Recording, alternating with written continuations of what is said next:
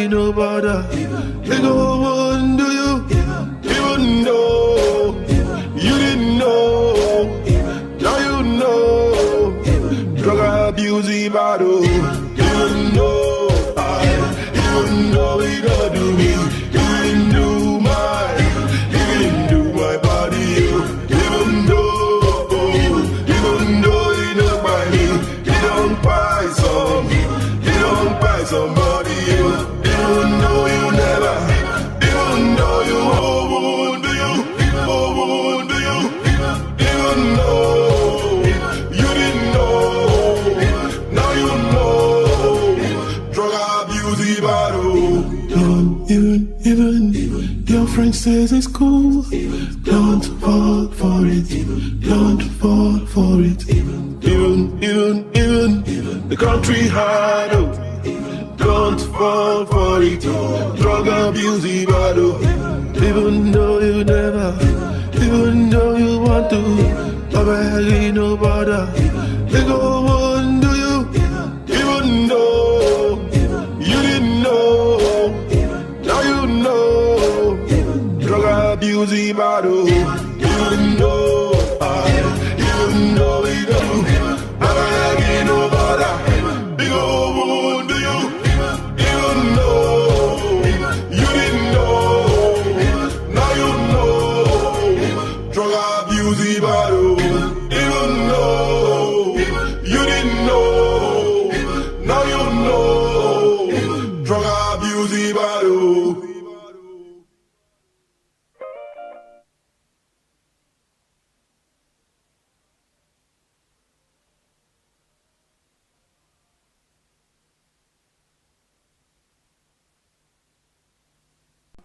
Knowledge and raise awareness about substance abuse and its devastating impact on human lives, public health, and indeed our environment is not spared. This platform also serves as a channel for us to provide help to those struggling with substance abuse, especially those in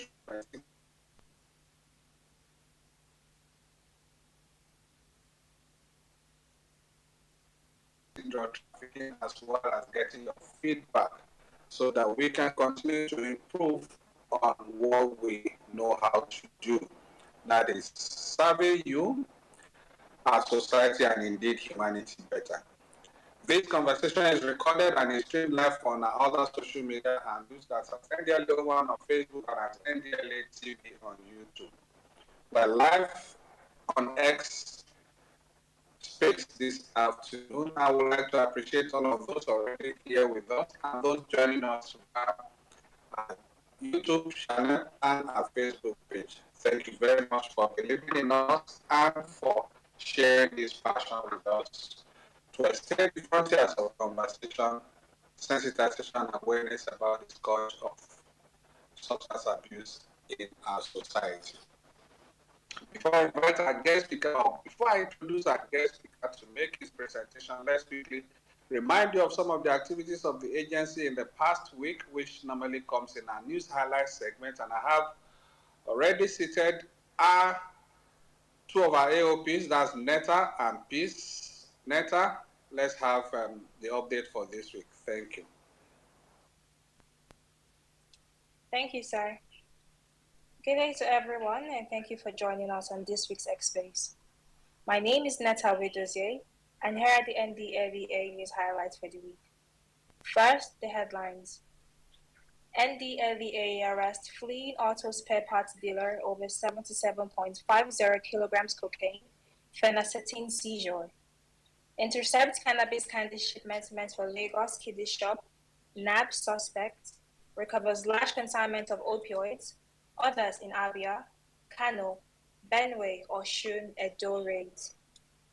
Barely 3 weeks after launching a manhunt for him, operatives of the National Drug Law Enforcement Agency, NDLEA, have arrested an automobile spare parts dealer, Levi over a recent attempt to export 2 kilograms of cocaine concealed in vehicle propellers to Angola. Following the seizure of the cocaine consignment at a logistics company in Aspanda Trade Fair Complex, Ojoin illicit drugs was recovered from his house. In his statement, Obodo Obodoeze admitted dealing in cocaine while selling motor spare parts at La Depot Market, Mushin area of Lagos. He stated that the supposed recipient of the illicit consignment in Angola alerted him the moment he was arrested in Angola, hence his bid to evacuate his house and flee from the area shortly before NDLEA officers swooped on him. Meanwhile, NDLEA operatives at the import shed of the Murtala Mohammed International Airport, MMIA, Ikeja, Lagos, have intercepted a cargo of cannabis candies imported from the United Kingdom and meant for sale at a Kiddies Mart located at 46 Ogulana Drive, Surulere, Lagos. The consignment was seized on 27th February upon its arrival as a consolidated cargo on Allied Airways. Preliminary field tests and subsequent forensic analysis of the candies established that the substance was laced with a strong strain of cannabis.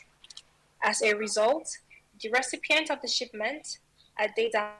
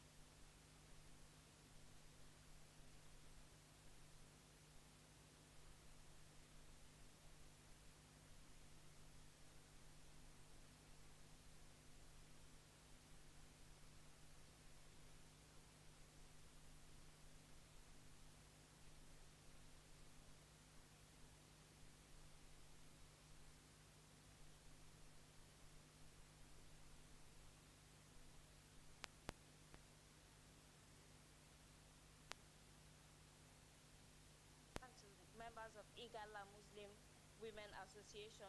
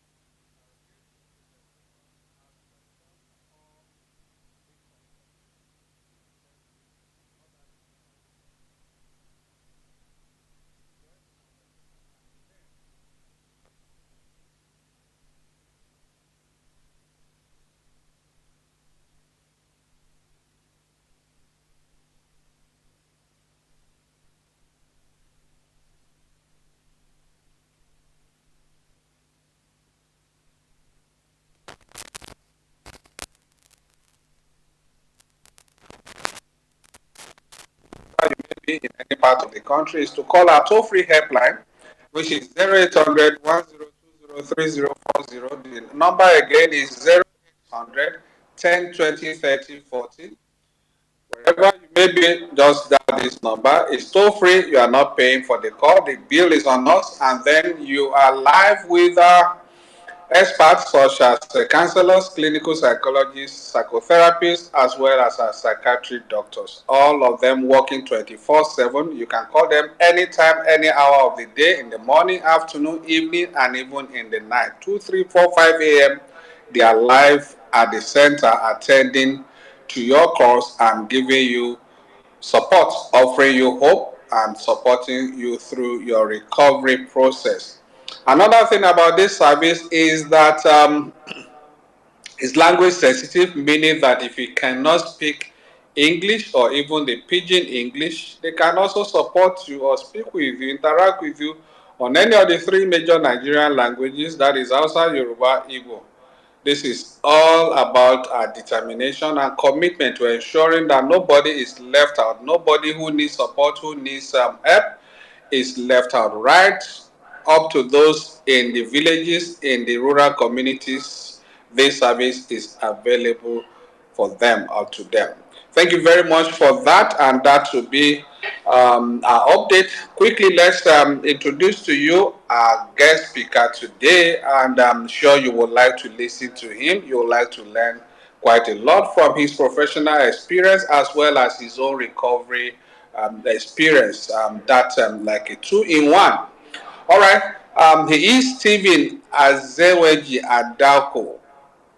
He is an internationally certified addiction professional, that's ICAP, with extensive experience in substance use disorder, SUD treatment, advocacy, and rehabilitation.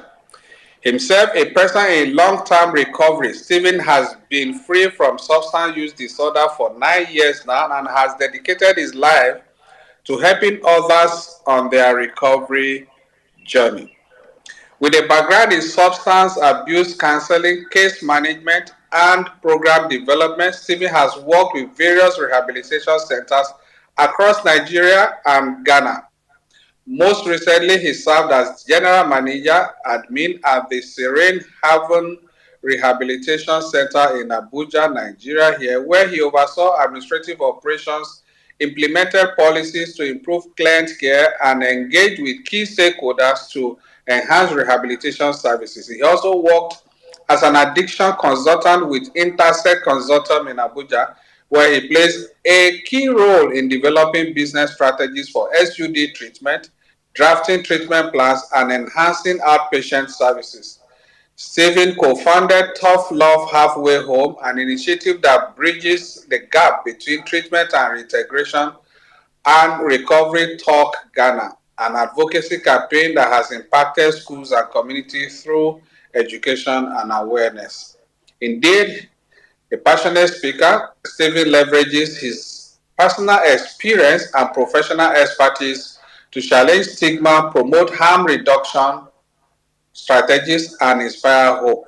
His work with organizations such as Xspace TV, Africa Foundation, and House of St. Francis Rehab has positioned him as a leading voice in addiction recovery, outreach, and community engagement.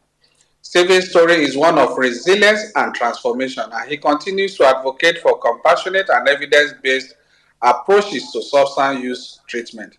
Please join me in welcoming Stephen as I invite him to unmute himself while we listen to him for the next 30 minutes or thereabout, because our topic for today, that is substance use disorder, how to overcome treatment challenges, stigma, and relapse in recovery. Please go ahead with your presentation, Stephen. We're glad to have you. Thank you. Hello, thank you very much. And I hope everyone can actually hear me. Yes, so, we're hearing you loud and clear. All right. Thank you very much. So first of all, just as the host said, my name is Stephen Azewenji Adako. I'm a Ghanaian, but I currently work in Abuja. I must first acknowledge that I truly appreciate this opportunity and I'm humbled by it to be a speaker in this program. I want to acknowledge the organizers, even my co-speakers. And in fact, I am really humbled. And to all of you who are here to listen to my story and then to also listen to whatever message that I have to share.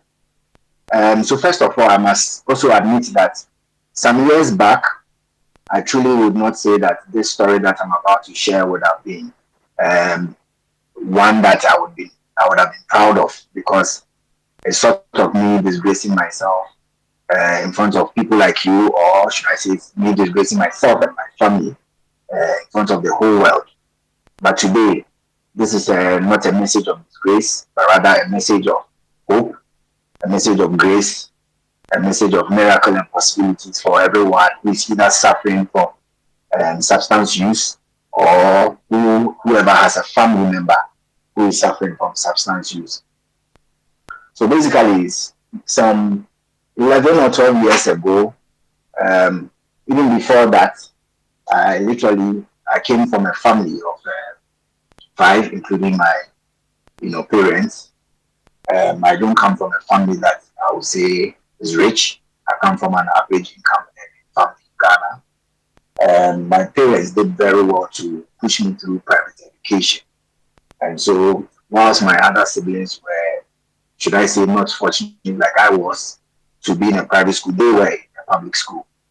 Now, whilst in a public school, I noticed that most of my mates were people that, should I say, were well-to-do, or comparatively, I would always put myself against them, and I'll feel that they were much better than me financially. And I think that was just some basis of low self-esteem for me. And so my whole life was literally around the fact that I used to feel that, oh, why would God put me in this position? Why would other children be in the position that they were in? Now, fast forward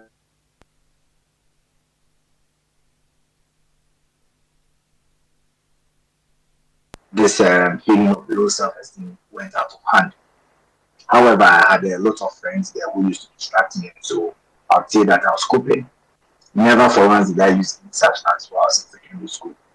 But then, in that period after secondary school, before I went to the university, I came into contact with alcohol for the first time. When I came into contact with alcohol at the time, it was meant to help me ease the pain of uh, my emotions because I had just come out of a relationship breakup and that had gotten to me very well. And so a friend invited me to a party we call after secondary school party, and I tasted my first alcohol. I must be honest with all of you, it was nice. It tasted nice. I felt confident again. In fact, I was laughing, I was happy. The party was fun. The next day, when the alcohol had left, I came back down to it and I realized that I wasn't as happy as I was the previous day. And so I had to deal with all the emotional pain all over again. So I decided to go get myself alcohol again. And that was my relationship. And that's my relationship with alcohol started. So now it started from just that until I got to the university. In the university, my drinking had become very severe and I had started to smoke marijuana as well. I went into in fact, I even went into secondary school with a scholarship. Went into the university with a scholarship. In level 100, my grades were very good, and so I continued to have my scholarship. By the time I got to level 200, my grades had started to decline. I had started to smoke heavily. I started to feel that, I had to do everything I can to come out of that quote-unquote family where there was not so much money, and so I was desperate to make it. I felt that I had to make life for myself or no one was going to make it for me. In fact, it wasn't a bad thought. However, the thoughts became so overwhelming for me that I pushed myself so much that I had to start to go places where I was probably not emotionally set up to go. When I had the opportunity to do certain big opportunities, I needed alcohol, I needed to smoke just to gather confidence to be able to do it. And my grades at the same time constantly were going down. It continued like that with me until level 400. By the time I got to level 400, my grades were terrible. I was just about to finish school with several resets. It means I failed about 4 of my papers. My grades were terrible. I left school without graduating, went on to do my service, and once I was doing my national service, that is when my substance use went totally out of hand. I was not attending work, and even if I went to work, I was either always constantly challenging my managers. You say one thing, I think of another thing. If you do not, allow me to go or do things my way, there was an issue. Deep down, I knew that my life had lost control and I needed help, but I was not ready for treatment at that time. And so whilst I was still doing service, things just got worse and worse for me. But thankfully, I managed to finish my national service. When I finished my national service, I kept pushing myself, started my own businesses, started working heavy. But just a year after my national service, it went completely out of hand. Before I realized, I had no interest to go to work again because almost every morning I was completely drunk and high. I wake up the next morning, either I'm dealing with a hangover or my life was so overwhelming that I needed to smoke and drink. Basically, my life was centered around drinking and smoking. I lost interest for church. I lost interest for my friends. In fact, I started to isolate myself because almost everybody I met was looking better and I had started to be 38. So things were actually so terrible for me. At the time, I needed help. However, some people had told me about rehabilitation centers. I was not ready to get that type of help. I needed help. I needed the help on my own terms. I wanted the type of help that would not make me look like a mad person. Because at the time, all I knew was that rehabilitations were for mad people. And so I was not ready to go. And that kept me home for extra 2 years. Within that 2 years, I ended up working in the streets. Lost my job, lost everything that I was doing, and then subjected myself to street life. And that was where I was. Someone who had come from school, I'd gone to university, even though I didn't graduate. I still went to university, but I ended up in the streets. I was there until one moment I could actually feel that I had hit something we call rock bottom. I could feel in me that I had lost everything and I was about to die. I started to fear death. So it was this fear of death that one day got me running to my church.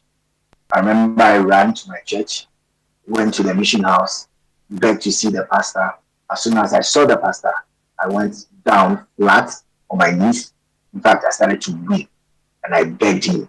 I told him clearly that if I didn't get any help from the church, I was going to die.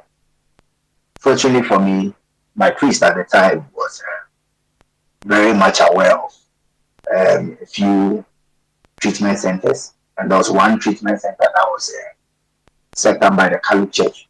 And so what he did was that he took me to the center where I got my first detox and all of those early treatments. My first experience in the treatment center was good for me. It gave me a chance.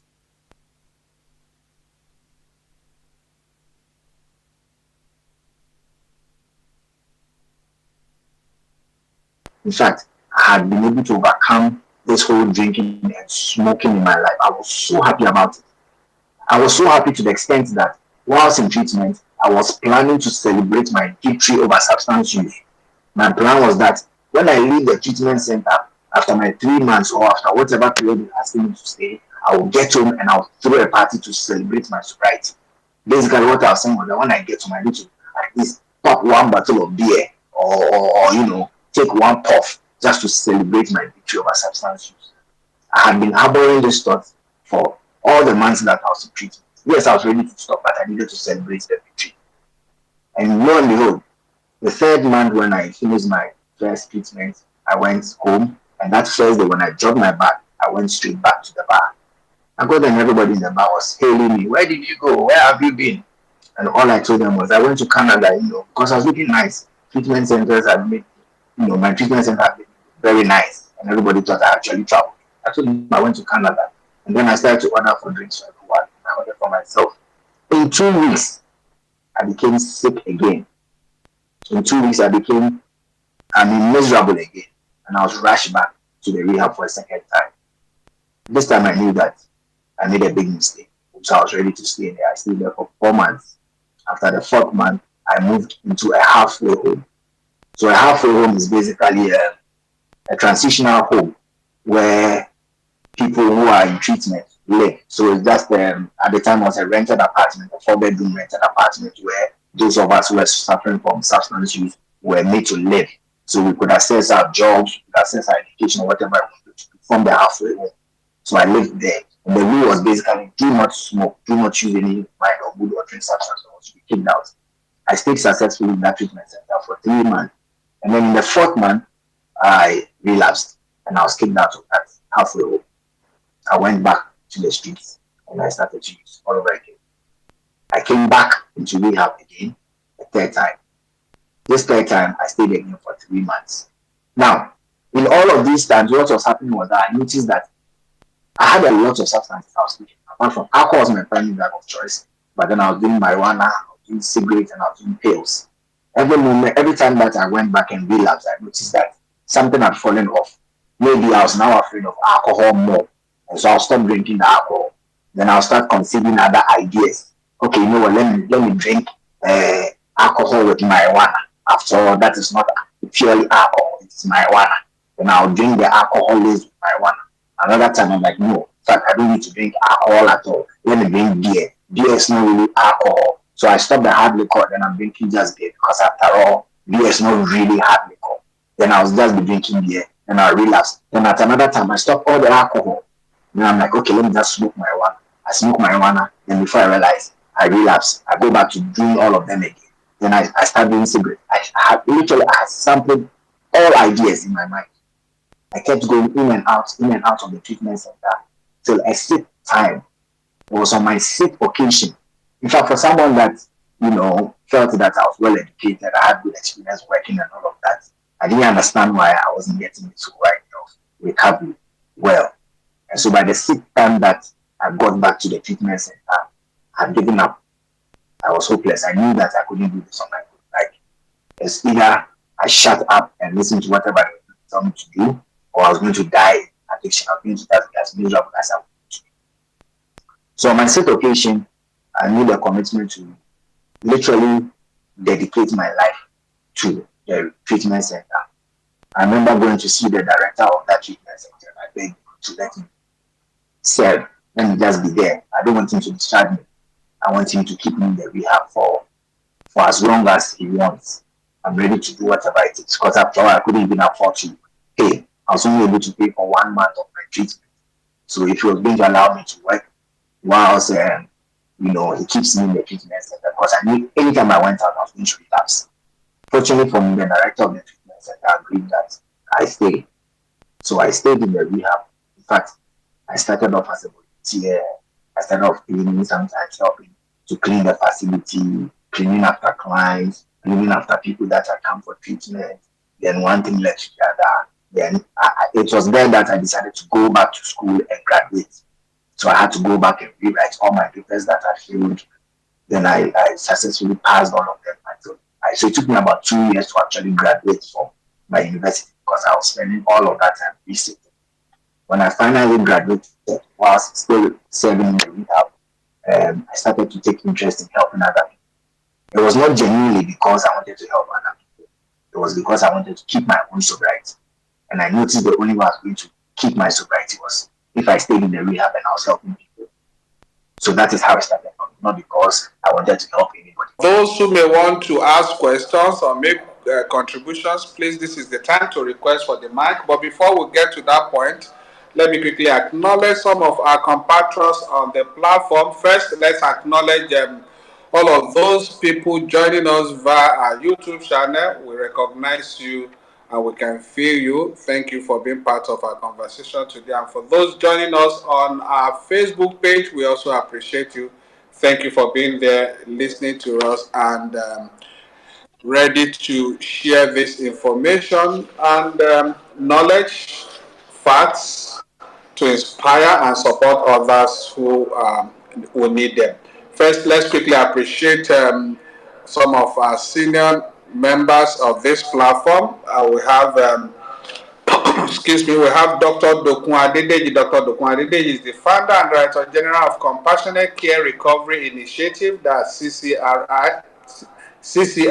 That's based in Lagos, and I think that organization has rehab facilities in Lagos and I think Ogun State. Thank you very much, Dr. Dokun Adedeji, for always being part of our support system. We also have Dr. Loretta Ekanem. Dr. Loretta Ekanem is also very passionate about these issues. She is based in Chicago, Illinois. Thank you very much, Dr. Loretta, especially when we know that there's a huge gap, time difference, and for you to be able to make it early into the program. Thank you for being part of the conversation. We also have Dr. Abdullah. Dr. Abdullah is a consultant psychiatrist at the Ahmadu Bello University Teaching Hospital. Thank you very much. Dr. Abdullah joins us via the handle of our Mental Health Foundation. Thank you, Dr. Abdullah. We have one pair, that's Ahmad. We have Funsho Jimo. Thank you, Muhammad Bafo.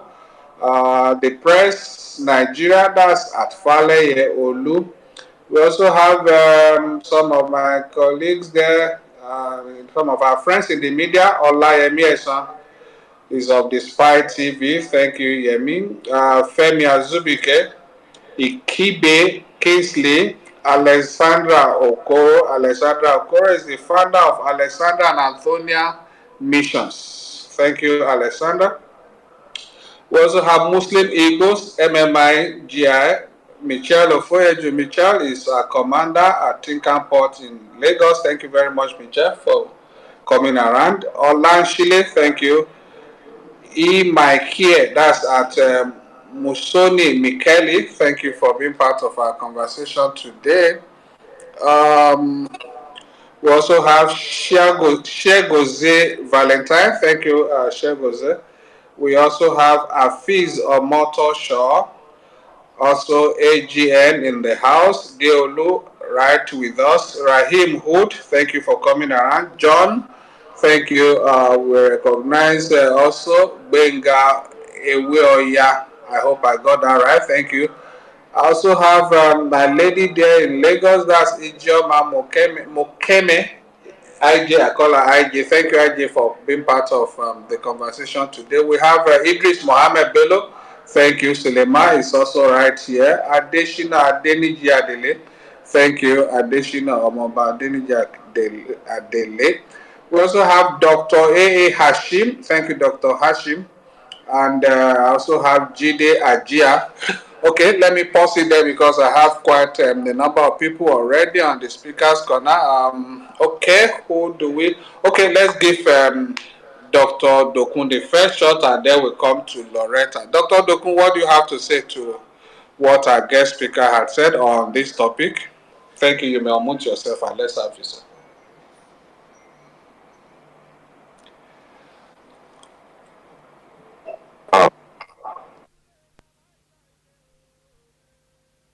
Uh, yes, right. Thank you very much, Femi, for this opportunity. And let me also thank Stephen very much for all he has said. Quite educative, instructive, because he came with his own personal experience. There's a problem, Femi, with these things.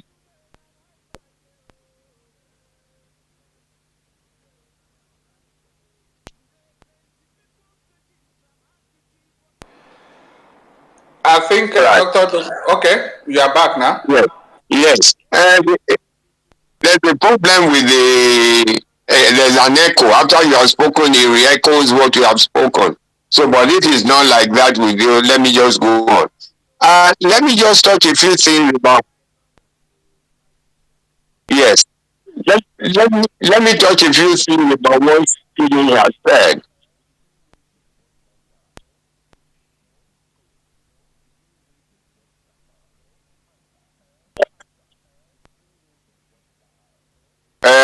Stephen, thank you once again. Um,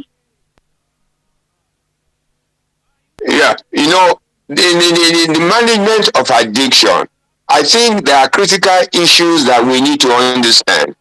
People start rehabilitation center. I don't know for what reason or one purpose, but what I think is missing many times is the level of empathy and professionalism, which are critical issues that we need to appreciate, because you cannot you you cannot treat people, you cannot manage people when you don't have a high level of empathy to understand what they go through, to know what has happened to them, the genesis of their going into substance abuse. Very important. And also, I think people are starting this center probably for commercial reasons. They are not fully professionalized, and also the issue of dealing with involvement of parents. One of the things that I think should happen is when somebody is coming to rehab, there must be a level of willingness, and also the families need to be involved so that they also, in a way, the families also have to go to a bit of rehabilitation, even though it is not residential. In the sense that if these family members do not know how people turn into drugs, the situation with drug addiction, and then how they can help this person psychologically and offer a support, people will relapse. The individual too is very critical because for someone to come into addiction, he must come to and understand that he has a problem that needs to be helped. When that happens, 50% is already done. And so when the parents are involved in the management, maybe like a parents forum is held at a particular times, they can let their place on what this person needs and what the person needs to do. And they will have prepared for him before discharge, a place where he will stay, and also the job he will do, or whether he needs to go back to school. And that has to be done in a way, and this man will be integrated into the home, in the family. People said something. The way the families will talk sometimes can put someone into relapse. oh, this one is starting to go out again. Oh, this is calling his friends again. If it will not come, or we must put him in a situation in which he must treat with other people and retain the relationship he had before he went into addiction. Nobody wakes up and says, I want to move this way. There are predisposing factors, and we need to understand all that. I know I'm not the one that will speak, but these are some things I want to address at this time. And I want to encourage many rehabilitation centers to have in their, as part of their personnel, people who are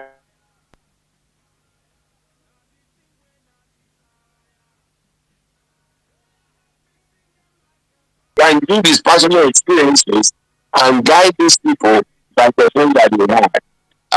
Stephen, I thank you very much for coming out to speak to us. I wish you the very best. Maybe after a while I'll talk to Femi to get your contact and we can establish a relationship. Well done and God bless you. All right, God bless you too, Dr. Dokwajedeji. That's an awesome contribution from somebody who is well grounded in the field and well experienced also. Thank you for sharing with us, Dr. Dokwajedeji. Stephen, would you like to say something to that or we should slide? No, thank you very much. Thank you very much for your comment. I would love to reach out to you after the program. So I think that is all for now. All right, thank you very much. Quite fine. You have you already have Dr. Dokun's handle, so you can always reach him in his DM. I mean, you don't even have to go through me anymore. But then, if you still have to go through me, fine. I'll be glad. This is what this platform is all about: connecting people, and in the course of doing that, providing support and help with those who need people. Thank you very much. We have quite a wide range of experts on the on this field. And Dr. Abdullahi, I say we're trying to approve you, but I guess is your network is rejecting, so you may have to exit and come back. Then request for the mic again. We'll be glad to approve your request. Thank you very much, Dr. Abdullah. Okay, next, let's take those in far away in diaspora. Dr. Loretta Ekanim. Loretta, as I said, is about 6 hours behind us. Yes, that's in Chicago there. Good morning, Loretta. Good morning, Mr. Babafemi. Good morning, everybody, and good to be on the platform this morning. It's been a while though. Thank you for giving me the mic, and good to hear Dr. Dokun, Dr. Abdullahi. I'm yet to hear your voice. I think I've missed the platform for a while. I miss everybody. Stephen, thank you so much for being vulnerable, and your vulnerability is really, it's really, I applaud it. And just like you said, if you had shared your lived experience a couple of years ago, people will, really, people will shame you. Let me use the word the way it is, but I'm glad that the space, the awareness, advocacy, sensitization going on in Africa now is beginning to address a very small fraction of stigma that has to do with addiction, substance use or misuse or substance use disorder. However, when Dr. Babafemi was reading out your bio, he mentioned that you've done a bit of harm reduction, and from your share, I also understand that you live in Ghana. And I would have wanted you to throw a bit more light about your step by step. You did a great job, but because of the audience who are listening, and because we have a lot of people on the platform who would like to also borrow from a leaf from your experience, your recovery process step by step, I would have wanted you to throw more light or emphasize more as much as you can. This is very voluntary. There is no pressure to say. Do you want to talk about the halfway home you attended, because you went into, because I want people to know there's a difference between a halfway home and a full rehabilitation center. And you want to talk a bit about your experience while you were in the halfway home, so people will know what to expect. And you want to talk about if you've made payment, how did you get there. A lot of people want to, but they don't know how to. So if we have people like you who have come to share their experience, we'd like you to please throw more light, because in Africa we don't have a lot of halfway homes. And you talking about having a halfway home in Ghana, it's really applaudable. So you want to explain a bit, if you are willing to share that part. What happened? How long were you there for? What were your experiences? You talk about relapse. Did you relapse? Just a bit. Then my second request would be, can you talk a bit of the harm reduction work you're doing? What type of harm reduction? Are you doing safe supplies? Are you just creating awareness and talking about prevention? Are you distributing naloxone? Are you using methadone or Sebastian? What are you doing? What exactly is the harm reduction approach that is going on in Ghana? Thank you. All right, thank you very much. I know Loretta has a very strong and keen interest in harm reduction. Okay, Stephen, please, you may now. Mr. Batabi, I don't have interest. I'm a harm reduction practitioner. Fine, that's fine. Thank you very much, Loretta. Okay, Stephen, please, you can mute yourself and speak to the issues and the questions raised by Dr. Loretta. Yes, so Dr. Loretta, thank you very much for the opportunity to speak with you. So I'll tackle the first one, the halfway home issue. So yes, I'm also a co-founder of a halfway home in Ghana. So halfway homes, like I said, basically it's in the process of rehabilitation, it's progressive. We get better progressively. So it's a transitional phase where we move out of the main rehab, where we are getting access to inpatient treatment when we stay in our first. So to say, we spend our first. Hello? Please go ahead, Stephen. I have muted. Yes. Okay.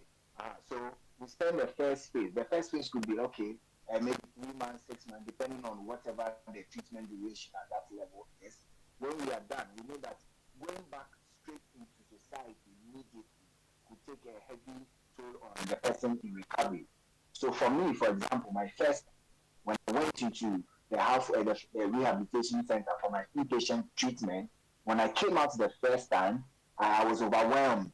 The idea of everybody asking why you are looking so nice, where have you been, became overwhelming. The idea of going back to work, going back to, living life normally could be overwhelming. So halfway homes serve as some safe transitional phase for someone that is genuinely looking for recovery. So basically in practice, it will look like, let's say, 1 or 2 people, 4 people coming together to rent an apartment. All of you are agreeing that, we don't want to use substances again.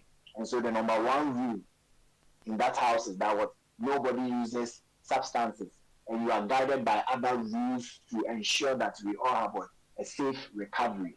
So basically that's what the halfway home looks like. Now, I was part of the first crop of clients or patients that started the halfway home in Ghana. So at the time we were about 3 in the house.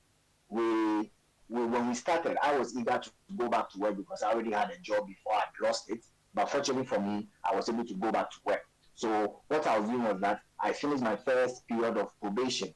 Halfway homes have probation period where they expect you to settle in, get used to living outside of the main rehab. Then they begin to gradually give you access to all your gadgets that you didn't have in the main treatment and all of that. So basically you are beginning to take life back, but you are taking it back gradually. You are coming back into a home where you are going to be held accountable. One of the things we don't have in addiction use is accountability. We are never really accountable. So the halfway home serves as a place where you can be very accountable. At any point in time, members of the house could decide to run a test on you.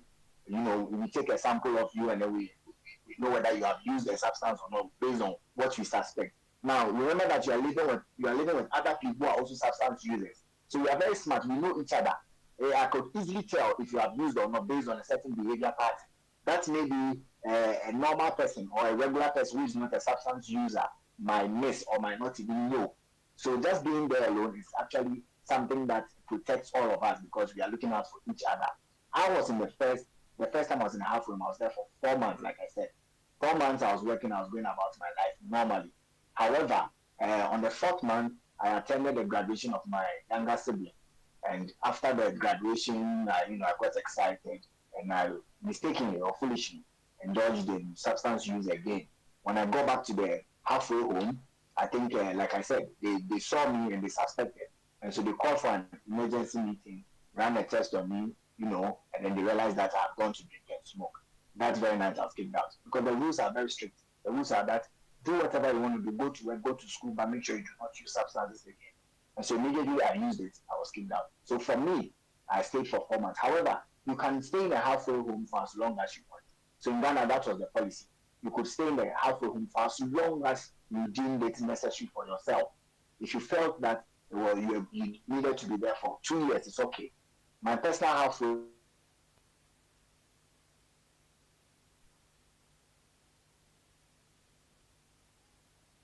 has been there, I think, for 4 months. There's no pressure on you to leave. As long as you can afford to stay there, you stay. Now, the other thing about cost is, so like I said, managing either a halfway home or a main rehab is actually expensive. So some of these halfway homes and all of that can be quite expensive. But what we do in Ghana is that you are able to pay an average cost of rent per month because that amount of money is what is used to maintain the house. The apartments are normally already finished, and so whatever you pay as rent is what is used to maintain them a facility, also to pay for utility bills and do other maintenance and all of that. So in Ghana, you are paying an average of, let's say in Naira, if I convert it into Naira, you are paying about 50,000 Naira a month as rent to be in a halfway home. And then that is paid, and then you are paid that monthly spread over the number of months or years you decide to stay there. But that 50,000 includes, bedding and everything being provided for you. But then you have to feed yourself.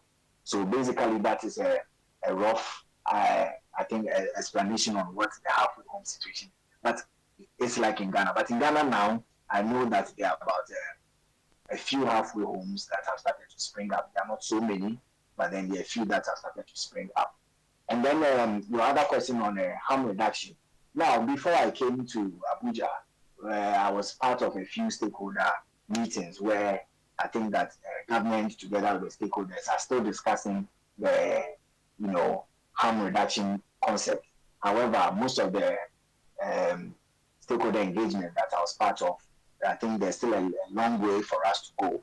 One of the things that stakeholders, and I would say we, because I'm part of the stakeholders, have been strongly against it because we feel in the forums what I've realized is that we fear that this concept of harm reduction, including the methods used and all of that, have been lifted from European countries and are being implemented exactly the same manner in Africa. And we think that we cannot manage it. And so we were always going back and forth with it. Also the fear that it would lead people into a lot of relapses. I think for most of the forums that I attended, what I realized was that most of us, especially those of us who are dealing in substance use, our fear was that are you going to allow someone to continue to relapse or continue to use drugs? Because the families are not dealing with substance use well at all. Even relapses, families are not able to deal with it. So yes, it is okay for the person to be given the chance to receive recovery in their own time through harm reduction. However, the family members are not taking that idea well. So it was still a long way. But nicotine gums were allowed in some centers. The patches were allowed in some centers. We were not using methadone or no, but were these syringe exchanges were permitted in some areas. But we've not been allowed to use so many. So naloxone and all those things have not even been, as at the time I was living, have not even been implemented yet. So I think it's just a conversation that we're still advocating for. With my current experience, I think that I understand why some people may need time to recover because, like you said, not everybody comes into treatment with the same level of willingness for change. And so harm reduction is a good way to keep those people alive till recovery is possible. So I hope that my response is good enough. Thank you. Thank you so much, Stephen. I'll just ask my last question. Mr. Babafemi, do we have two questions to Mr. Babafemi now? Thank you so much, Stephen. You have responded as an expert that you are. So thank you so much. So, Mr. Babafemi, quick question for you. Do we have halfway homes in Nigeria? Halfway homes, of course, they are not rehabs. Do we also have kind of like permission in Nigeria to set up halfway homes? So those are my two questions. Then the last question for Stephen is, you talked about naloxone. Have you ever had naloxone? Do you possess it? When you were using in Ghana, have you ever had naloxone? Did you have access to naloxone, aside from the new exchange that's going on for harm reduction that you mentioned? And now you've been in Nigeria, have you seen naloxone anywhere in Nigeria? Those are my questions. All right, thank you, Loretta. There. Okay, let Stephen take the last question, then I'll come for the first two questions. Please go ahead, Stephen. Okay, so yes, when I was in Ghana, we have our treatment center had naloxone because we got the chance to work with some NGOs and some private practitioners who would always come from outside Africa, and then they would come along with them, literally offer them to us for free. But for us who were in treatment, our policy in addiction treatment was purely no substance use, and so naloxone was just there, but we're not using it for anything because in the rehab one, we are not using. We're not going out there to the ghettos or anybody to administer naloxone to anyone. Whilst in Nigeria, I don't think I have so far seen naloxone. I have not seen it. But in Ghana, yes, I possess a few of them, but we never really use them. But they were just available in the events of crisis. But I never used this. We never used it for anyone, but we had them. So basically, that's it. All right, thank you there, Stephen. Okay, to the first two questions, I'll answer in the affirmative, Loretta.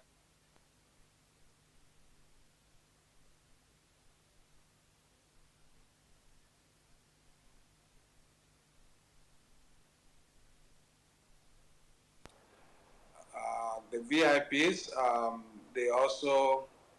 they go through, they enjoy this service. The whole concept of halfway home is part of the chain of treatment and recovery. So it's something already in place. It's part of the treatment procedure in Nigeria already, and I know quite a number of highly placed individuals or for their family members who have also been benefiting from that service. That's the halfway home thing, because they prefer that because of the fear of stigmatization, because of the fear of people seeing them. So a lot of them will want to rush through the treatment from a proper rehab and move their wards, their kids, and themselves to the halfway homes, just to enjoy some kind of privacy and also some kind of encouragement through their interaction with people of like minds and status, especially talking about the VIPs now. So let me just limit it. Let me just restrict it to that so that I don't talk too much. I hope Loretta will understand me. All right, that's that. Let's take. Thank you, Loretta. Let's take the next from Adesina. After Adesina, we'll come to Femi Azubike. Adesina Adeniji, please go ahead or mute yourself. Let's hear from. Good afternoon, Mr. Femi. Good afternoon, Mr. Babadela. I don't really have as many questions, but maybe some contributions. Well done, Stephen. I have similar experience with you. Over 10 years clean now, right? So I understand many of the things you are talking about. Mr. Femi, I know that we have maybe House of Refuge is quite known that's run by Tony Rapu and this present house, then I know that there are some in Ibadan, but they're usually they combine both the halfway house service and rehab centers. But I think because I actually requested the mic, I think it was Dr. Doku that dropped off because I think he was coming from the angle of parental assistance for their children or wards who are having substance abuse issues. And I think it's a bit, it doesn't accommodate or it doesn't cover adults who are also suffering from substance abuse. And I think that is where halfway houses actually can come in because a grown adult probably would not be subject to parental care, but might still need some family support, which is very, very important, right? But I think the major thing, the key thing for overcoming substance abuse is a personal conviction. I've seen this over and over and over again because even after I got clean, I've helped about 4 people to come clean and get out of different types of addiction. And I've seen people who have also failed, people who have relapsed severally. And I think the key thing for those people is that that willingness is not there. And in some cases, there's no support. And I think one thing is also addressing the root cause of how did they get there and cutting off those ties. Because I remember that one of the first things that someone like myself had to do, I first of all did was I changed my SIM card and I deleted all my old contacts. And I made sure that, okay, I was not in touch with many of my old friends, even those who were not within that circle of addiction. But I cut them all off so I could work on myself for about a year and a half before I now started relating with people.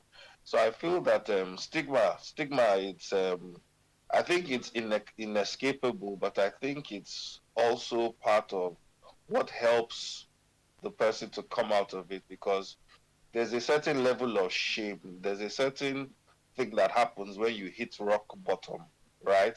That makes you realize that you need to pick yourself up, right? So I think that willingness is very important, and sometimes it's very important for people to actually understand how far they've come back, how much they've destroyed their relationships with their friends and family and people who have loved them before they can now start to pick themselves up.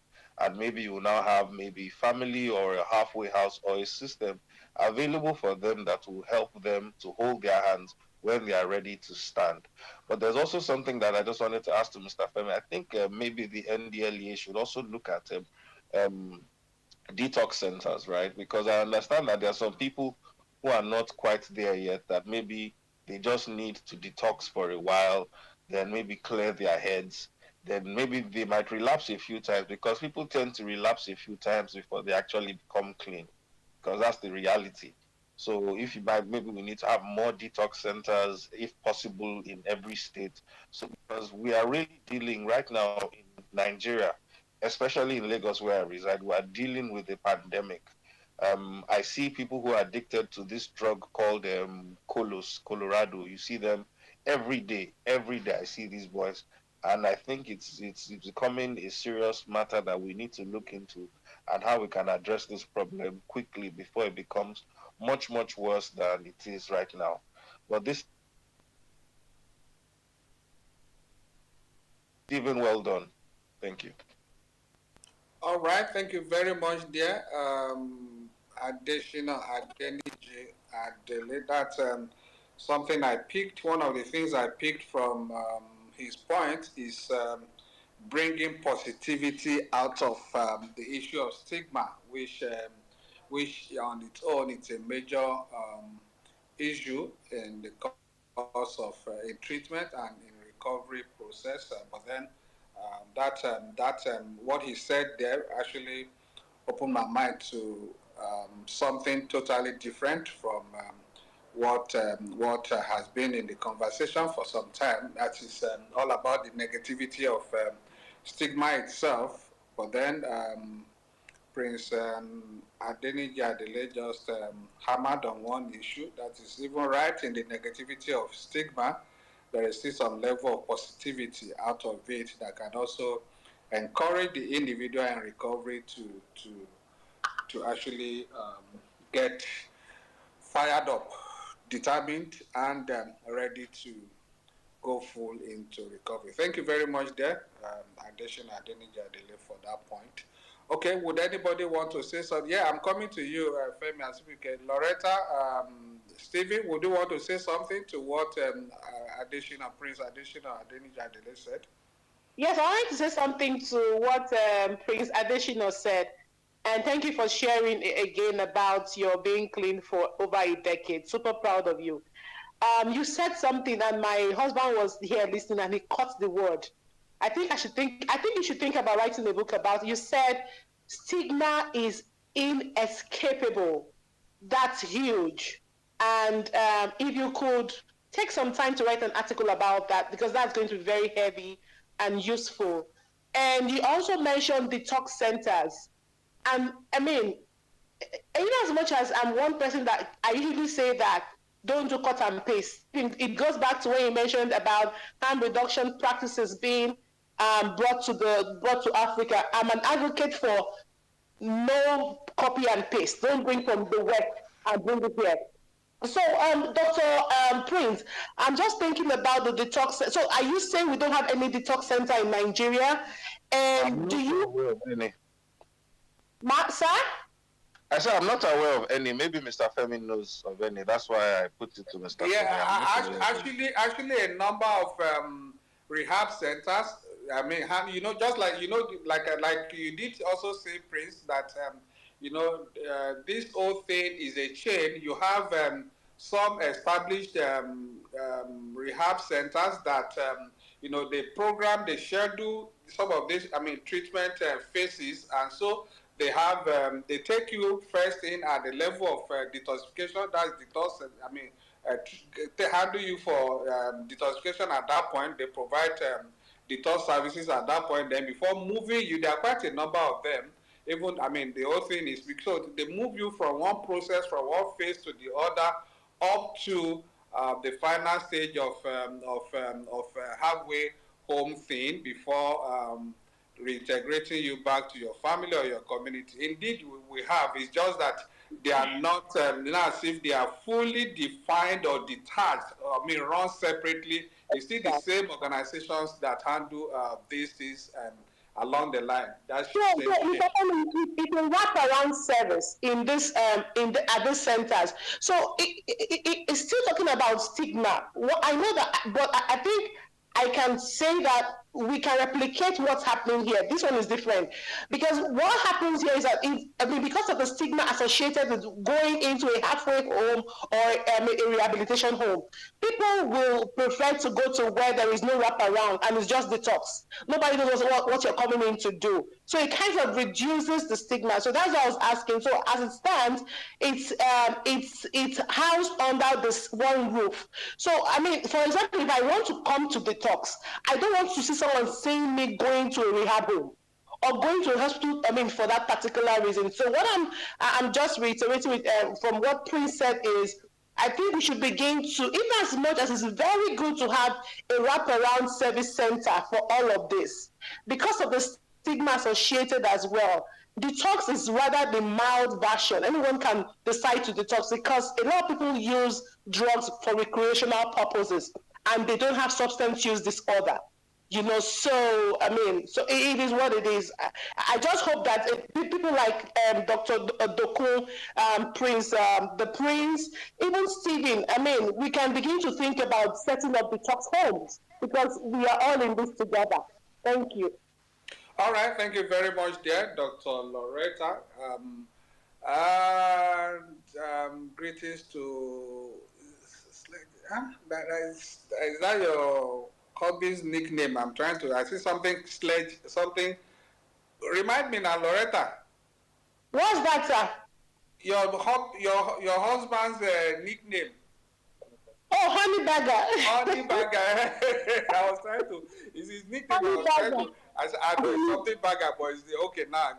Please, greetings to Honey Bagger, yeah. I know he's always in the background. All right, thank you very much. Okay, let's take the next question or contribution from Femi Azubike. Femi Azubike, please unmute yourself. Let's hear from you. I'll come to you. After him, we'll come to One Pen. Please go ahead. Good evening, everyone. I just have not a question, but mostly a submission. And basically, one thing I've known about substance abuse is, and just Mr. Stevens' story and what most people have said just confirms that prevention or treatment is extremely very expensive, whether quantifiable or unquantifiable consequences is very expensive, which is why I am more on the preventive side of substance abuse, and that is basically what I want to make my submission about. I am a teens coach and I work with teenagers from Lagos, Nigeria, and one of the things that we've done over the last 20 years is having substance abuse awareness program for teenagers, and but to a very large extent, I found out, and this based on personal research also, that let me quickly, concerning the agency, combating crime associated with drugs, arresting drug barons and everything, I believe the agency have been doing extremely very well. Kudos to them. But when it comes to awareness and sensitization programs, I don't think the agency is doing enough. And this basically from personal experiences. Like I said, I have been working with teenagers for a while, and substance abuse prevention is one of our key programs that we try to do. And on a number of occasions, I've actually tried to reach out to the agency. I know that I've sent a mail, and there was a time I called just requesting for some information, I think the toll-free line, and I was told that that's basically for treatment purposes. And I think I was trying to get the contact person of the Lagos State Command because I wanted to do a program that I wanted to collaborate, but nobody was forthcoming. And even Mr. Femi Babafemi, if you check your DM, I've sent you DMs on 1 or 2 occasions trying to get some information on some of the programs that you do. So basically, I just quickly want to say this, and probably I'll just round up on that. In Nigeria, the median age in Nigeria is 17 and a half, which means over half of our population are under age 17. And when it comes to substance abuse, these are the most vulnerable set of people. These are in fact, there was a research that I saw, it was last year, that says 1 out of every 4 teenager has either attempted or tried to abuse a substance. 1 out of 4, and which is extremely very alarming. So if we have almost about 100 million cities that are vulnerable, yet we don't have so much information about how to combat these things for the teenagers. Let me quickly give a quick example. For instance, in any of the NDLEA social media handles, the WADA website, I've not seen anywhere where we have a populated names or appendix for drugs or substances being abused in Nigeria and their street names. There is nowhere where we can go to get information. For instance, in some of our programs, we've tried to get some of information about some of the drugs and side effects, the street names. Because, for instance, if you're talking to someone, you're talking about crystal meth to someone in Nigeria, for instance, most people don't know the kind of substances that are under those that are under crystal meth or those substances. There is a website that probably I would like Mr. Femi Babafemi to take a look, and if you can have something like that for Nigeria, it's called the drugfreeworld.org, and if you go there, there is such a website that is rich in content, and basically I find that it's just basically domiciled or tailored towards the American audience because it is based in the US and all that. We should be able to have that thing, and also to also like during the news highlight, I heard a lot of commands of the DLA going to schools, substance, doing awareness programs and all. That's fantastic, but from personal experiences,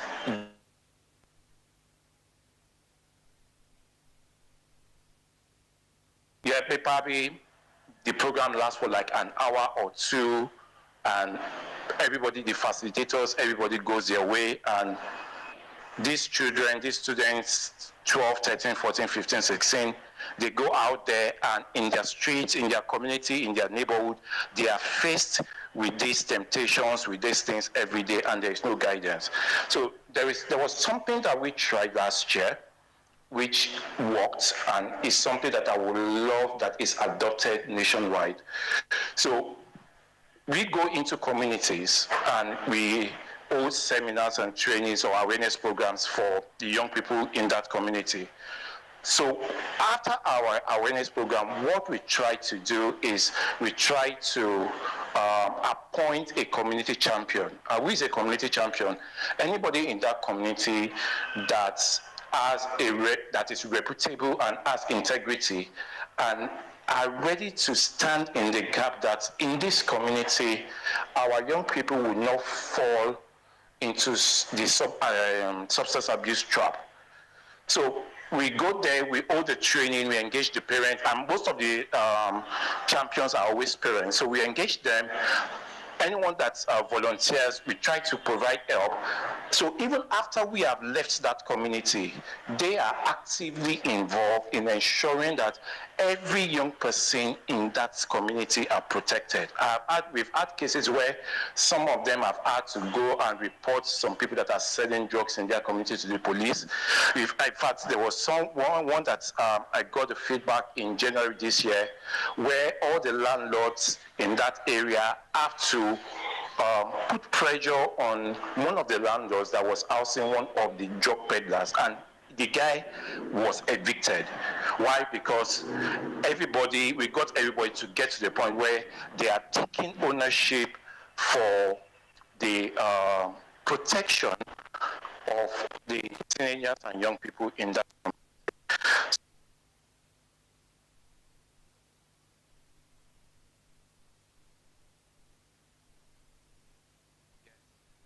Substance abuse is all age bracket, but my constituency are the young people between the ages of 10 and 19, and in present day Nigeria, they are endangered.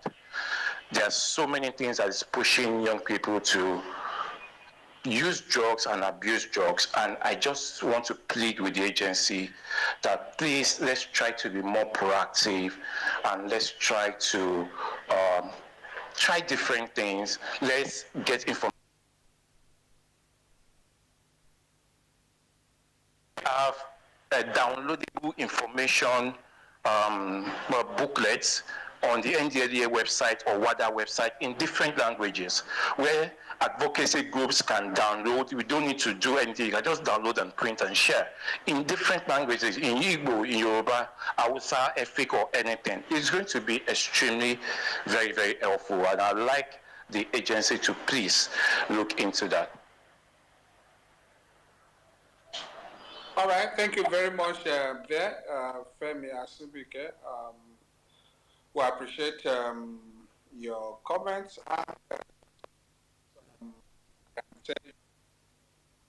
We are always very open to collaborations and partnerships, and I'm surprised that you've not been able to access anybody, any of our commands, especially in Lagos. But you can rest assured that if you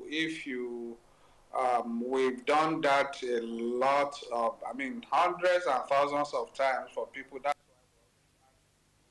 why if you don't have access to our line, please come to our DM. We would always I try as much as possible, except if you are my DM, except I don't see the message, but because I try to go through my DM every night before I sleep. So if in case you need anything, that's the whole essence of us, of the agency setting up the War Against Drug Abuse wider social advocacy initiative. Don't I mean you agree with me that this whole process is not what just an agency of government, not even the entire gamut of government can handle. That's why we are deploying a whole of society approach to it, getting everybody involved, starting from the home, which is the smallest unit of the society, even including our compatriots in diaspora. Everybody is involved. So we have to. This is not. It's not a fight. Anyone has to shift responsibility. We all have to take ownership of it, buy into it, take ownership of it, and do a bit in our own spheres of influence. So if indeed you are trying to organize programs and you need some level of collaboration and partnership with the agency, I'll tell you, I can assure you, fortunately, you are aware that the agency goes out every week, all our commands and formations, goes out to schools, marketplaces, and all of this. And they don't just go out for lectures alone, they also try to create exactly what you've described in schools. They try to create drug-free clubs where there can be peer influence of like minds, and then try to extend that to others, just the same way they do in the communities and across their relationship with traditional rulers as well as faith-based organizations. So all of this, but then again, if you need any support or partnership, please try to come to either the agency's official handle or come to mine. I'll be very willing and ready to support you through that. Okay, that's that. Okay, then on the issue of substance abuse and their street names, there are reasons why some of these things you cannot throw them anyhow on a platform, because again, not that we don't know, some people will need some of these things, and more often than not, some of these can also be counterproductive.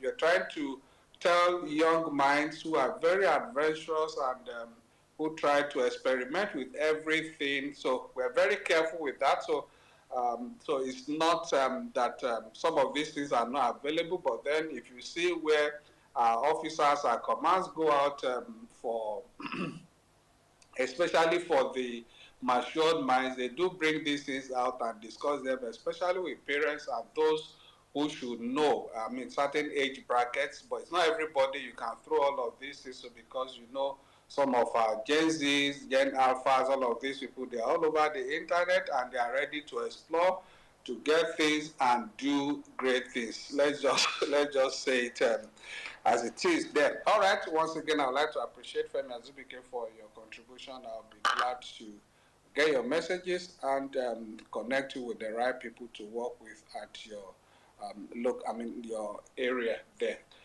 Okay, let's take, our time is running fast. Let's take the contribution from, I'm not sure there's any question you want our guest speaker to answer. I'm sure it's most of your comments that needed to be attended to directly to the agency, and I believe I've handled that. And if there's any area that is still not clear, please come to me in my DM. I'll be very glad to engage with you. All right, let's have one pen. Please go ahead, one pen. Thank you very much, Mr. Afeni. Good evening. Can you hear me, Mr. Afeni? You are very loud and clear, please. Oh, thank you very much. Kudos to each and everyone. Kudos to the speaker. And a special shout out to the speaker. And please, Mr. Afeni, I really would want to connect with the speaker directly. I would want to engage him based on personal reasons. But everything he said is something that I can relate to it. I can really relate to it. Thank you. So my own contribution, it's important. I just want us to. Someone made a statement that the NDAA is not doing enough in terms of advocacy, and I'm here to no, the NDAA is doing it best. I think this is not a fight for the NDAA alone. This is a fight for each and everyone. at the community level, at the religion settings, at the traditional settings and everything. This is a fight for everyone. And of course, possibly, this is not possible. It's not even possibly. This is the reality. Our celebrities, the musicians especially, are not helping matters. Just yesterday, one of the rappers is giving out 1 million naira for people. He said he's giving 1 million naira to 5 smokers of Kana. You know, one of those rappers here. So you can see the challenge that we have. If you have a celebrity who is already giving 1 million naira to 200,000 naira to 5 people to go and smoke Kana, then do you know the implication of that? So, of course, the NDLA are doing their best, but this is not a fight for the NDLA alone. We're each and every one, we need to come together to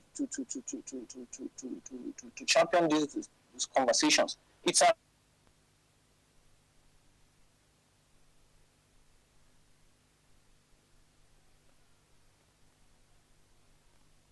social well-being, our peace, our economic and peaceful coexistence at the community level. So it's important that we all come together to champion this conversation. And also, it's also important, please, the speaker spoke about accessing treatment. Yes, treatment is something that we should actually find a way of localizing treatment. I don't know how, but of course, it's expensive. And there are a lot of people in every, let's say, 5 or 10 users. You hardly can pick. You can in 10 users, you only can see 2 who can afford treatment. So, how we can bring down this treatment to affordable, how we should able to bring down this treatment for people to access it and make it affordable for users and their family is very, very, very, very, very important. And we must also learn to avoid stigma. Stigma is doing more damage than the drugs itself. The stigma that surrounds not just the users, even those who have checked into treatment and come out, those who have checked into treatment and are trying to reintegrate back into the society. It's doing a huge disservice to the entire purpose of the treatment. People, this stigma is doing a whole lot of damage. We need to raise our voice. We need to find ways of making sure that we destigmatize the issue of stigmatization. Is very, very, very, very important. And I honestly, Mr. Alfemi, I don't know. These are celebrities are not helping matters at all. They are the glorification, aside glorifying all these substances in their music videos, in their ways of life, in making it look as if without those substances you cannot be creative. I'm a creative writer. Of course, I know my time with substance was just for a way of trying to escape reality. It wasn't any form. There was no. I couldn't get the correlation of those saying, if you smoke this or if you take this, you're going to get inspiration. There was no inspiration. I was just running away from my reality then as a teenager. So these are issues that we need to hammer on. We need to call our celebrities to order. And this rapper sharing 1 million naira for it's not helping matter. It's not at all. We should. Thank you very much. And please, I want to reach out to the speaker, Mr. Femi. I've sent him I've followed him, but I wish I would love to reach out to him to discuss some other personal issues. Thank you very much. And yes, Mr. Femi, in Niger State, I founded the Niger State Recovery Network. And one of our, of course, has a means of call to action on this issue. We are championing a symposium annually. And this symposium is coming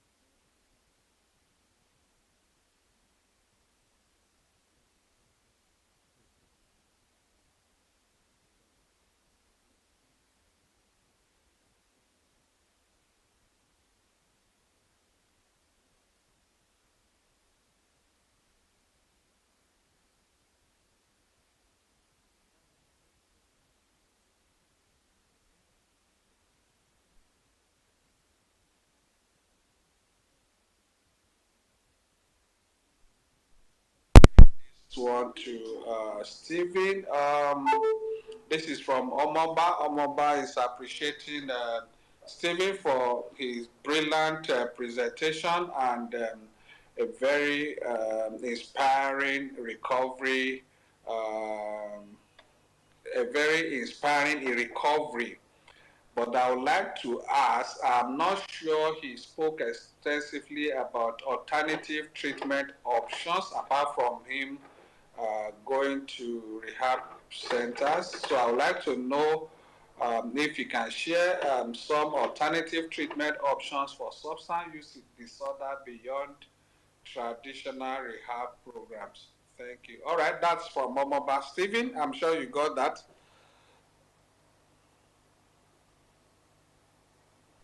Yeah, Stephen, are you there? You are muted. Okay. Yes, I'm here. Yes, alternative treatment. So yes, we know that there isn't there are many pathways to addiction treatment, but one of the easiest and less expensive one is support groups, joining support groups. In Ghana, for example, there are a lot of NAEA meetings, the 12-step program meetings. In Abuja here, I know that.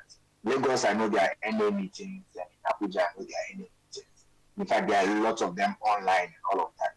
From my personal experience, I think that joining an NA or AA fellowship meeting is a good alternative, you know. Toxification is just a concern, and that's why normally treatment centers. So when the other speaker also mentioned something about detox centers, I'm like, okay, if people can get detox and really have some level of serious willingness to commit to support group meetings, then I think that that would be a great alternative treatment to someone facing substance use. So because of my own experience, I think I'll stick to just support group meetings. The rest I cannot, speak confidently about because I may not have experienced them at that level. So I'll just suggest the NA meetings, either physical or online meetings. Great support when you join. They provide you with sponsors and anything at all that you need. These are people who have also been through the substance use like myself and are ready to help you. So I think that is the best alternative. Thank you. All right, thank you very much there. Omaba, I'm sure you are satisfied with Stephen's response there. Again, let's take this one from Phil. Phil, it's also full of praises for Stephen for the presentation and shared personal experience. I would like to ask what role does technology play in overcoming treatment challenges for SUD? All right, that's a direct one there. Please over to you, Stephen. What role does technology play in the treatment of SUD? So, like just as I said before, even with the support group meetings now, you can actually have access to a lot of support groups online. Like resources available to any. There are a lot of endless resources to anyone that wants to seek treatment now online. So technology, I don't know how exactly to put it, but there are books online. For example, I move around with a lot of my treatment materials from online. So there are books, there are meetings. I don't know which other areas of technology that you are looking at, but there are movies. There are, in fact, there are a lot of skits that are out there. So there are a lot of things, especially the support group meetings. I would emphasize that there are a lot of them online you can access at every time of the day, wherever you are in the world. So I think that's a simple technology solution to treatment. All right, let's take this one. I suspect this may be our last one. For those who have sent him questions into our DM, apologies, we may not be able to go through. That's why I've been skipping quite some, especially those I believe had been answered, whether in the course of the presentation of our guest speaker or some other contributions from Loretta, from Dr. Dokun, from Femi Asubike or Prince Adesina Deniji Adele, and one pen. Quite a number of insights have been provided in their own contributions also. So I'll just be going straight to those. So this one, okay, let me take this one from Khartoum. Khartoum is also full of praises, commendations for Stephen for his presentation, and then asks, I think Khartoum is also in recovery. Khartoum has issues about skipping therapy and quite worried about the implications of skipping therapy. And then how do I get back after relapse? Is it okay to celebrate small improvements? How do I stay motivated throughout the recovery process? I'll need some explanations from you, from your personal experience, to guide me in some of my challenges at the moment. All right, that's from Khartoum. That may likely be our last question from our DM. Please go ahead, Stephen. I think if you can give, they sounded like 2 or 3 questions together. So apart from motivation, I can't remember the other. If you can repeat the question for me. Okay. One is talking about implications of skipping therapy. She's not sure whether that's one of the things affecting her recovery process. And then that's the one question. Then the second question is on relapse. How do I get back after relapse? Is it okay to celebrate small improvements? How do I stay motivated throughout the recovery process? That's the question. Okay. So the first one, implications of therapy, skipping therapies. I think first of all, it is important that you understand that normally in addiction treatment or even in therapy is not meant to fix your life. I don't think you have a life problem. What we have is the strategies that we have used in the past to live life is where the problem is. So what therapy basically is doing is trying to fix the strategies for us. Now, if you are skipping therapy, are you not taking control of the whole strategy again? Self-will is normally kicking in. You think that you are figuring it out yourself and all of that. Therapy is supposed to provide support. And so I would not encourage that if you're already in treatment or already in therapy, you skip therapy. I mean, you always have access to, even if you cannot go in person, you always have access to your therapist. I think even via phones and all of that. So I personally would not say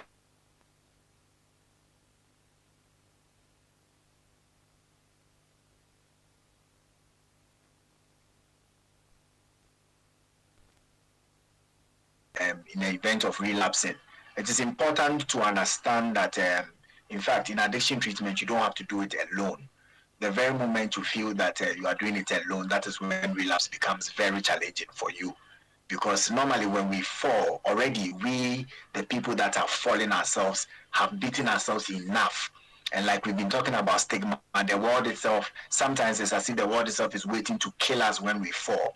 And so the very moment you feel you are in this alone, you do not have a good support system, it is difficult to pick yourself up on your own. I would encourage that you always remember that you don't have to do addiction treatment or any form of recovery program on your own. Support groups are there to assist you. If you're already in therapy, for example, your therapist is there. You may have 1 or 2 family members who genuinely are there to support you. So always take away the notion that you are doing this alone. I think that is what makes picking yourself up from a relapse very, very difficult. And then you ask, is it okay to celebrate success stories, or is it okay to celebrate the journey? Well, for example, I said I'm 9 years clean, and one speaker also talked about being 10 years clean. Basically, this is really celebrating the milestone. So even when we get into treatment centers or even in the NA and AA fellowship meetings, we emphasize our sobriety dates and all of that because it is always nice to know that this is how far I have come. However, sometimes when we relapse, when we think about the milestone so much or the number of years, for example, when we are looking at being clean for the rest of our life, it can be very scary for us. So we encourage to look at it a day at a time. But I would honestly say that it is important to celebrate milestones because it is not easy for any of us to come far, whether it is a day, a week, a month, a year, or even the number of years that we have gotten to now. However, be careful what you define as celebration. Like I said before, when I did 3 months in my treatment center for the first time, I went out with the hope that I was going to celebrate my 3 months of sobriety, only for me to go back to the old using friends, to the old places, and to use the old substances that I was using before that landed me in the rehab. So maybe we have to define celebration well, but I would encourage that you really celebrate milestones. I think these are the questions. I don't know if there's another one, but these are the ones that I remember. Thank you. All right, absolutely. Those are obviously the questions asked, and we would like to appreciate Stephen Adako, our guest speaker today, an addiction professional and a person in recovery. He's done more than excellently well today. Thank you once again, Stephen. Stephen is an internationally certified addiction professional with extensive experience in SUD, as substance use disorder treatment, advocacy, and rehabilitation. A person in long-time recovery.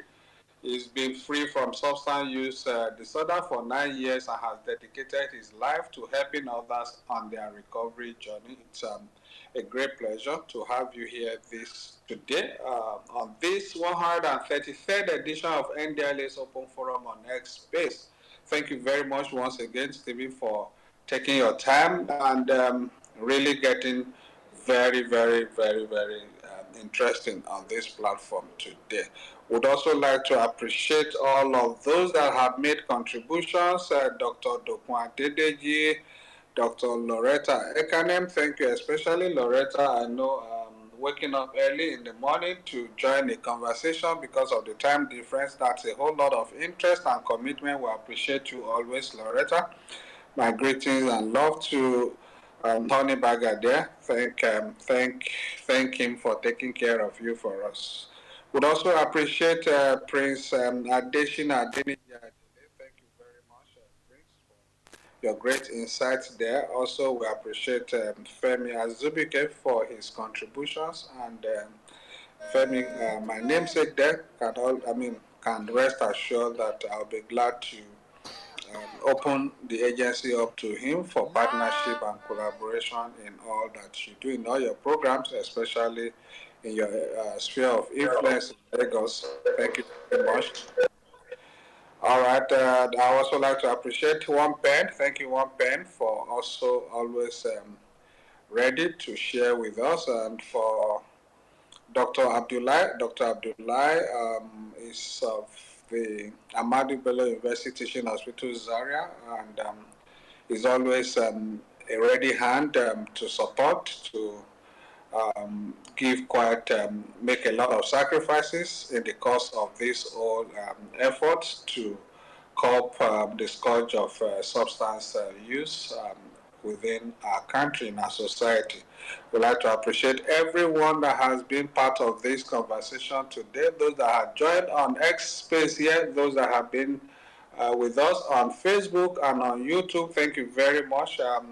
On that note, I also like to appreciate my colleagues from this side, Rita, Shidi, Francis, Musa, Dele, Mahmoud, Kumbi, Neta, Sini, Victor, Oliver, Shade, Ini, and the rest of you guys. You know, I always appreciate you. Thank you for supporting me right behind here. All right, that's the most we can take. It's past the hour of 5 already, so that's the most we can take for today. Next Friday, same time, 3 to 5 is another time. Let's come together to discuss another topical issue, still on this scourge of substance abuse and how we can improve, how we can get support for those who are in need, especially those little contributions you are dropping in. You don't know how far they can go. We had quite a lot of people testify on how they benefit from some of the insights shared on this platform. You may think you are talking to 10, 20, 30, 50, 100 people here, but then they go beyond those numbers. There are quite a lot of people in the background that are benefiting from these things. So let's keep doing this. It's part of our contribution to humanity When we share facts, when we share information, knowledge like this, we're saving quite a lot of lives we may not know, but then God Almighty would continue to reward us for our service to humanity. Once again, I would like to appreciate everyone that has been part of this conversation today. I'll see you again next week. Bye from here. Mahmoud, go ahead, please.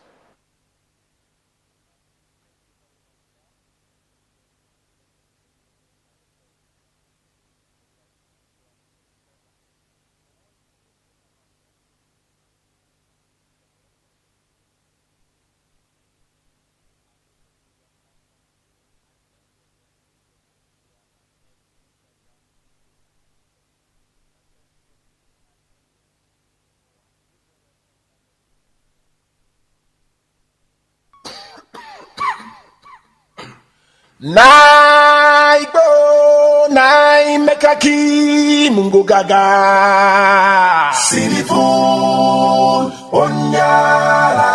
David Jones, David. Naibo, and Codin, Nati Bobo. Sinifon, onyara. Imama wanamo. Stop it,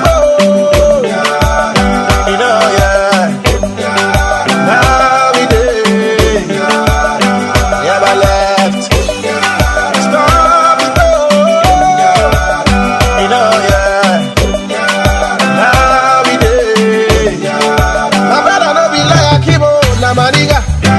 When he don't smoke it up on a bit